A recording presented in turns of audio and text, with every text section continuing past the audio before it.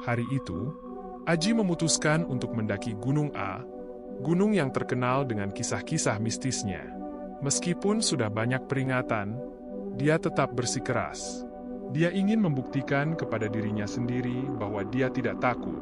Semakin jauh Aji melangkah, pohon-pohon besar dengan akar yang menonjol keluar seakan-akan ingin menjebaknya. Suara burung hutan yang biasa terdengar, tiba-tiba menghilang, digantikan dengan desiran angin yang seolah berbisik kepadanya. Tiba-tiba, Aji merasa ada sesuatu yang mengikuti. Sesekali, ia mendengar suara bisikan yang tidak jelas asalnya.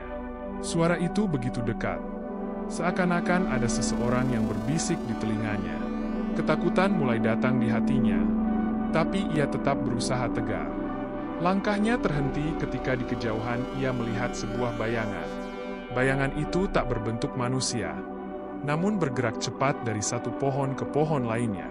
Aji berusaha mengabaikan dan melanjutkan perjalanan, tapi bayangan itu terus mengikutinya, membuat jantungnya berdegup kencang. Semakin jauh dia berjalan, semakin aneh suasananya. Jalan setapak yang seharusnya membawanya ke puncak kini seakan-akan menghilang. Aji mulai merasa tersesat. Pohon-pohon di sekitarnya tampak sama, seolah-olah dia hanya berputar-putar di tempat yang sama. Di antara pohon-pohon, tiba-tiba muncul sesosok wanita berpakaian putih lusuh. Wajahnya pucat dengan rambut panjang yang menutupi sebagian besar wajahnya. Aji terdiam, tubuhnya kaku. Sosok itu tidak bergerak, hanya menatapnya dengan tatapan yang kosong dan menyeramkan. Tiba-tiba, suara jeritan melengking memenuhi udara, membuat Aji terlonjak ketakutan. Suara itu begitu keras dan datang dari segala arah, membuatnya tidak tahu harus kemana lagi. Hutan yang awalnya sunyi kini dipenuhi oleh suara-suara aneh yang membuat bulu kuduknya berdiri. Aji lari dalam ketakutan, tapi tanah di bawahnya tiba-tiba longsor. Ia terjatuh ke dalam jurang yang dalam. Ranting-ranting dan bebatuan tajam menggores tubuhnya saat ia terguling-guling ke bawah. Semuanya terasa begitu cepat, hingga akhirnya ia terhempas di dasar jurang dengan tubuh yang lemah dan penuh luka. Saat ia sadar, tubuhnya terasa sakit di setiap badannya. Di hadapannya, terlihat sesosok makhluk hitam besar dengan mata merah yang menyala. Makhluk itu mendekat perlahan, mengeluarkan suara geraman rendah yang membuat jantung Aji berhenti sejenak. Di tengah rasa takut dan kesakitan, Aji menutup matanya, berharap semua ini hanya mimpi buruk. Namun, ketika ia membuka matanya kembali, makhluk itu sudah berada tepat di atasnya, dengan napas yang terasa seperti api neraka. Aji berteriak sekeras-kerasnya, tetapi suaranya hilang di tengah kegelapan yang semakin pekat. Dalam sekejap, semuanya menjadi gelap, dan Aji merasa dirinya ditarik ke dalam jurang tanpa dasar.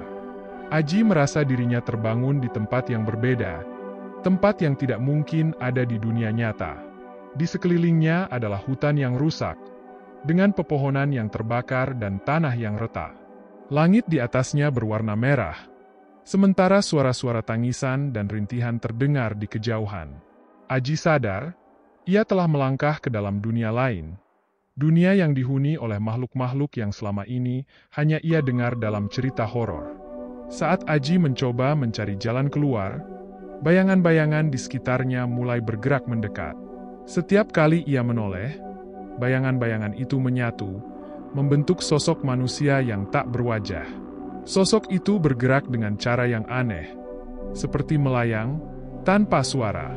Setiap langkah yang diambil Aji membuat sosok itu semakin mendekat, hingga akhirnya sosok itu berada tepat di depannya, menyatu dalam kegelapan. Tiba-tiba, kaki Aji tersangkut pada sesuatu yang tak terlihat. Ia terjatuh ke tanah keras dan merasakan sesuatu mencengkeram kakinya dengan kuat. Saat ia mencoba meronta, cengkraman itu semakin kuat, menariknya ke bawah. Aji berusaha berteriak, tapi tak ada suara yang keluar dari mulutnya. Ia hanya bisa merasakan tubuhnya tenggelam lebih dalam ke dalam tanah yang seolah-olah hidup dan ingin menelannya. Di dalam kegelapan, Aji mulai melihat wajah-wajah yang mengerikan. Wajah-wajah itu tidak memiliki mata, hidung, atau mulut, hanya kulit yang pucat dan kosong. Wajah-wajah itu mengelilinginya, seolah-olah ingin mengatakan sesuatu, namun tak bisa. Rasa dingin yang menusuk tulang menyelimuti tubuh Aji saat ia menyadari bahwa ia dikelilingi oleh roh-roh penasaran yang tidak bisa beristirahat dengan tenang.